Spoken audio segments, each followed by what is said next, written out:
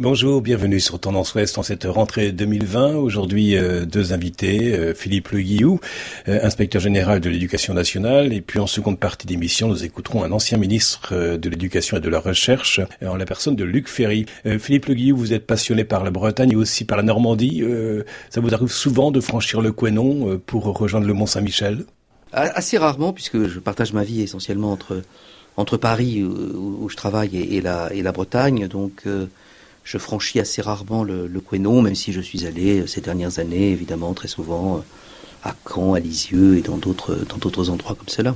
Continuons de voyager avec vous. Votre essai « La pierre et le vent » chez Taillandier, en 2019, a reçu le prix Témoin de Lumière. Et vous êtes auteur d'autant de livres que d'années de vie. Je crois que d'abord j'ai écrit dans le cadre scolaire, c'est-à-dire les rédactions que les instituteurs, que les maîtres demandaient d'écrire. Après j'ai écrit des dissertations, comme le faisaient tous les lycéens de cette époque. Et ils le font encore aujourd'hui. Et après, j'ai écrit des fictions. J'avais 17 ans, je crois, quand j'ai commencé à écrire mon premier roman. Et je dirais que depuis ce temps-là, depuis cette période-là, j'ai écrit continuellement. Alors, je n'écris pas forcément tous les jours. J'écris beaucoup et j'écris très, très, très régulièrement. Est-ce que écrire des mots, mettre des mots sur une émotion, est-ce que c'est, à votre avis, l'enfermer dans le temps ou lui donner une liberté ? C'est les deux. C'est inscrire quelque chose qui par essence fugace, qui va s'en aller, qui va partir, qui va disparaître. Comme le vent qui passe. Comme le vent qui passe. Et c'est aussi une manière, effectivement, de donner une liberté, parce que ce que l'on inscrit, bon, évidemment, on n'a pas forcément cette préoccupation soi-même à l'esprit lorsqu'on le fait, mais c'est destiné à être reçu, c'est destiné à être lu, c'est destiné à être partagé. Donc cette dimension est essentielle. On n'écrit pas pour soi, c'est pas simplement, si vous voulez, une sorte de satisfaction exclusivement narcissique. Il y a aussi cette dimension d'un don, d'une générosité. Les textes ou les mots que l'on inscrit ne trouvent pas forcément leur lecteur ou leur public, ça c'est une autre affaire. Ils le trouveront peut-être un jour, ils peuvent l'avoir trouvé d'ailleurs à un moment, et puis il peut y avoir après une sorte d'éclipse ou d'endormissement, et puis les textes reviennent, etc., ou les œuvres ou les auteurs reviennent subitement à la mode alors qu'on les avait totalement oubliés. C'est ça aussi qui est très, très intéressant et très fascinant, d'ailleurs, je dirais, dans la vie intellectuelle et dans la vie littéraire. C'est ces choses qui brusquement disparaissent, parce qu'il y a une masse énorme de publications, trop importantes sans doute d'ailleurs. Et après, il y a des cheminements, et puis un écrivain, par exemple, reçoit un certain nombre de lettres ou de témoignages de lecteurs, et c'est toujours très, très touchant, parce qu'évidemment certains se lisent eux-mêmes d'ailleurs à travers les livres qu'on pose, etc. C'est ça qui est extrêmement touchant. Vous avez occupé ce poste de haut fonctionnaire comme inspecteur général de l'Éducation nationale jusqu'à cette rentrée de septembre 2020. Peut-être quelques mots sur cette fonction que vous avez occupée. J'ai toujours la tentation de dire qu'un inspecteur général ou un fonctionnaire de l'Éducation nationale est avant tout un professeur. Et moi, je suis avant tout un professeur. D'ailleurs, je n'ai jamais cessé d'enseigner. J'ai encore un cours sur le roman contemporain à Sciences Po à Paris, même si cette année, eu égard à la crise sanitaire, le cours s'est arrêté en chemin et s'est interrompu en plein milieu du parcours. Mais tout simplement parce que pour moi, la dimension de la transmission est essentielle. Donc, il peut y avoir effectivement la transmission à travers les livres, qui est un versant important de ma vie. Mais la transmission par la voix du professeur, par l'engagement du professeur, me paraît tout à fait essentiel, tout à fait important. C'est pour ça que finalement, je suis certes, si vous voulez, je peux regarder des statistiques, des évolutions, des programmes, mais je n'ai pas une approche technocratique ou désincarnée de l'éducation. Pour moi, l'éducation, c'est avant tout l'instruction, et c'est une instruction incarnée qui passe évidemment par la lecture des textes, par la lecture des œuvres, par l'évocation des grandes figures, et par un goût aussi de la langue française qui me paraît pour moi tout à fait important. Alors comment transmettre des valeurs et en même temps, ou transmettre des savoirs et éveiller à des libertés ? Bon, ça me paraît pas du tout incompatible. À partir du moment où on éveille la curiosité et l'intelligence de ceux que l'on a en face de soi, les choses se font de façon tout à fait aisée. Il ne s'agit pas, si vous voulez, d'imposer un savoir qui serait un savoir oppressant, qui serait un savoir fermé. Il ne s'agit pas non plus d'installer les étudiants dans une sorte d'admiration un petit peu naïve. Il faut au contraire que tout est affaire de cheminement et d'intériorisation, et donc évidemment la lecture, l'écoute, mais lire des œuvres, c'est pas simplement connaître les dates de la production, le contexte dans lequel elles ont été données, écrites, c'est pas simplement connaître la trame narrative des romans, etc., c'est aussi les remettre en perspective et surtout se les approprier. Et c'est ça qui me paraît extrêmement important, c'est ce travail personnel d'appropriation, qui n'est pas d'ailleurs un travail qui est quantifiable, si vous voulez, qui se compte en heures, etc. C'est un travail dans la durée, dans le silence, et c'est ça qui est important. C'est ça, lire. Lire, c'est pas simplement prendre un roman et le lire de la première à la dernière page, de la première à la dernière ligne. C'est aussi en faire un compagnon, l'avoir auprès de soi, l'avoir chez soi. Lire éventuellement d'ailleurs de façon un peu buissonnière, en picorant ici ou là des éléments. Ça me paraît tout à fait important. En tout cas, c'est toujours ce que j'ai dit depuis 1981. J'ai vu passer beaucoup d'élèves et beaucoup d'étudiants, mais c'est toujours ce que j'ai dit, c'était cette dimension effectivement de liberté, qui soit une liberté effectivement dans le jugement, une liberté dans l'appréciation, et aussi une liberté dans la méthode, parce que finalement la littérature, pour moi, Marcel Proust disait que c'était la vraie vie, il n'avait pas tout à fait tort. En tout cas, c'est une autre manière de regarder la vie, et c'est une manière peut-être aussi d'être plus consolé, d'être moins perdu. Bon, surtout dans les temps que nous traversons et le monde qui devient de plus en plus le nôtre, et dans lequel d'ailleurs très souvent je me reconnais peu. J'avais reçu à ce même micro un professeur en la personne de Philippe Mérieux qui me disait que l'école était chargée du savoir et non du croire. J'imagine que vous allez aussi dans ce sens à une période où nous parlons aussi beaucoup de laïcité. Oui, parce qu'évidemment, les élèves et les étudiants qui sont là sont de croyances diverses, voire parfois athées ou pas croyants du tout. Donc l'école n'a pas à s'occuper du catéchisme, elle n'a pas à s'occuper de l'instruction religieuse. Elle a quand même à donner des repères religieux. S'il est question des évangiles, etc., elle doit les regarder avec une certaine distance, une certaine objectivité, mais il ne faut pas non plus qu'elle en fasse simplement des documents. Il faut qu'elle installe quand même aussi dans l'esprit des élèves autre chose. C'est-à-dire que pour certains, c'est pas un document froid, c'est pas simplement un matériau historique. Seulement l'école, qui s'adresse à tous, évidemment, ne peut pas privilégier une religion par rapport à une autre. Elle n'en a pas la vocation, c'est pas son. Mais elle doit véritablement aussi replacer, et c'est de plus en plus subtil, parce que c'est des approches parfois un peu fanatiques. Alors, finalement, on parlait tout à l'heure de liberté, et moi je parlais aussi de méditation, d'intériorisation, etc. Le fanatisme est tout le contraire de la liberté. Il écrase la liberté, donc la liberté de conscience, la liberté de lecture, etc. Mais d'abord, le savoir, croire est une dimension aussi personnelle, relève de la sphère privée, et les connaissances, elles, évidemment, sont tout à fait objectives et doivent être le socle d'ailleurs de l'enseignement. Philippe Le Guillou, je rappelle que vous êtes donc inspecteur général de l'éducation nationale jusqu'à cette rentrée de septembre 2020.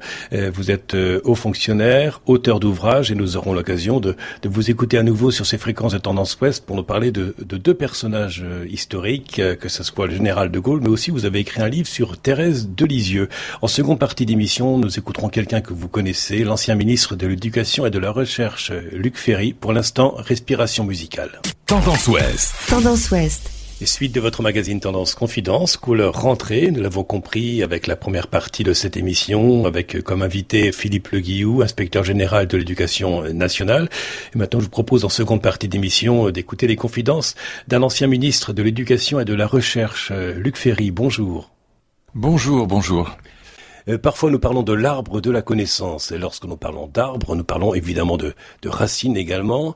Quelles sont ces racines vis-à-vis desquelles vous accordez beaucoup d'importance? Et quel est ce livre qui se trouve actuellement sur votre chevet? Si j'avais un seul livre à garder sur l'île déserte, comme on dit, ce serait l'Évangile de Jean, évidemment, bien que je ne sois pas croyant. Mais je trouve qu'il y a tout dedans. Je trouve que c'est un texte absolument magnifique. Il y a le judaïsme dedans, il y a une philosophie de l'amour qui est grandiose. Enfin bon. Donc j'ai une vraie passion pour la tradition chrétienne et pour la théologie chrétienne, mais surtout pour l'Évangile de Jean.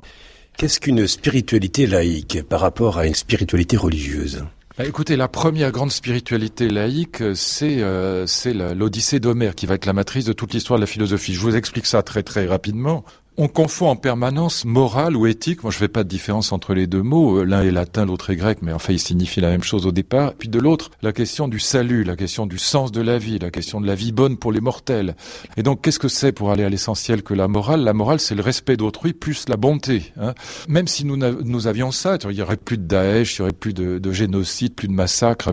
On n'aurait plus besoin ni de prison, ni d'armée, ni de justice. Enfin, et probablement plus d'ailleurs d'inégalité sociale très grande.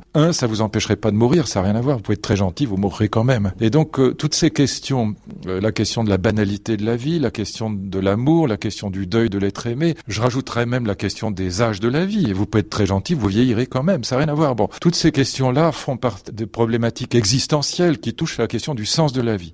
Comme ministre de l'Éducation, vous avez inséré dans les programmes d'histoire de seconde et de sixième également l'histoire des religions. C'est important pour vous de transmettre ce patrimoine aux jeunes générations? Il faut absolument que cet enseignement du fait religieux soit transmis. On ne peut rien comprendre, même si on est totalement laïque, athée, même révolutionnaire.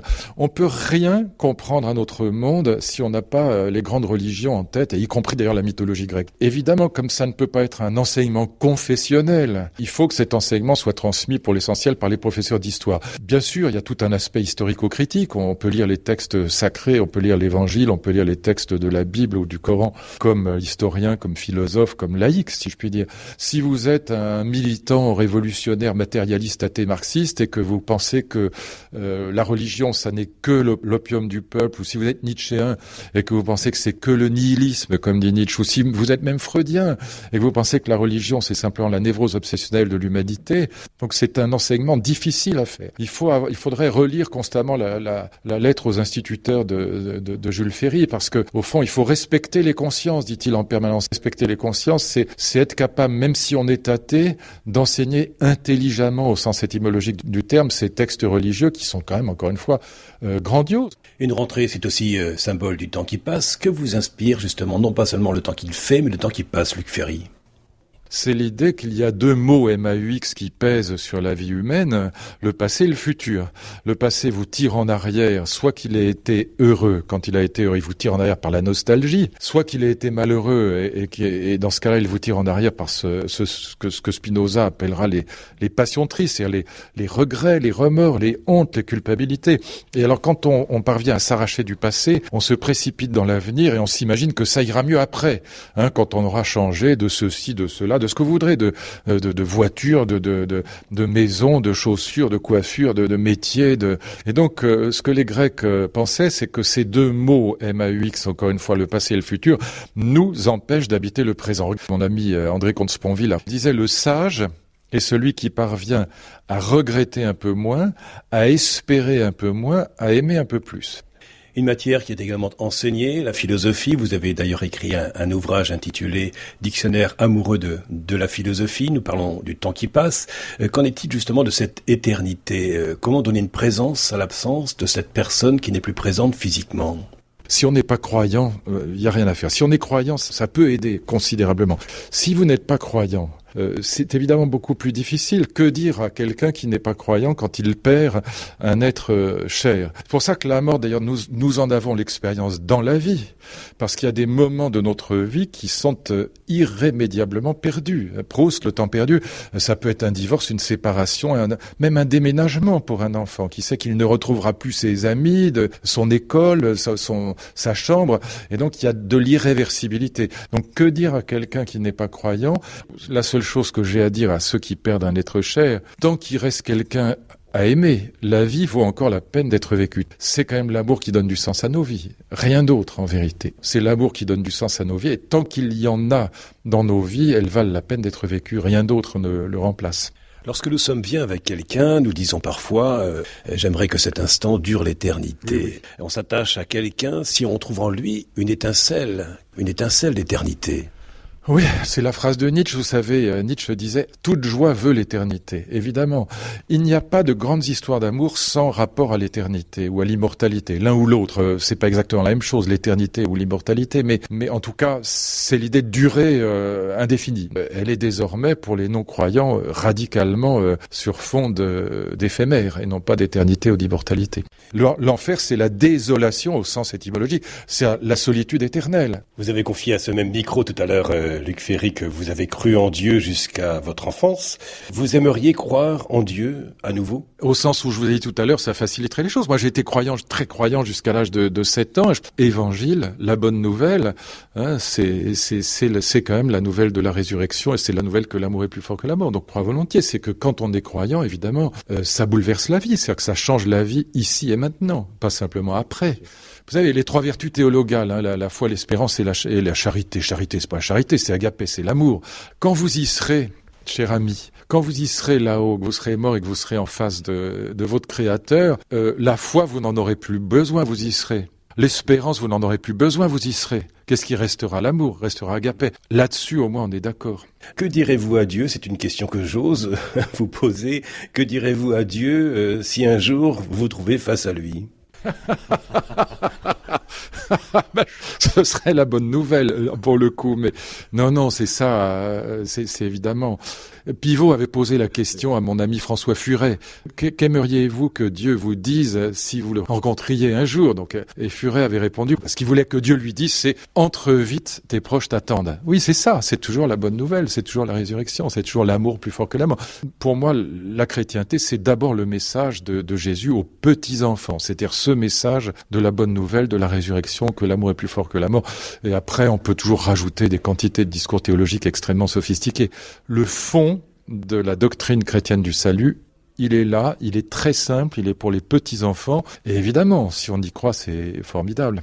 Merci beaucoup, Luc Ferry, pour ce temps accordé à Tendance Ouest. Merci à vous surtout. Dans quelques instants, votre journal de 9h, proposé par la rédaction. Auparavant, c'est votre billet spirituel qui est de retour pour cette rentrée 2020. Et ce dimanche, il vous est donné par l'abbé Daniel Jamelot, recteur de la cathédrale de Coutances et Avranches. Quant à moi, je vous donne rendez-vous à dimanche prochain. Belle rentrée. Podcast by Tendance Ouest.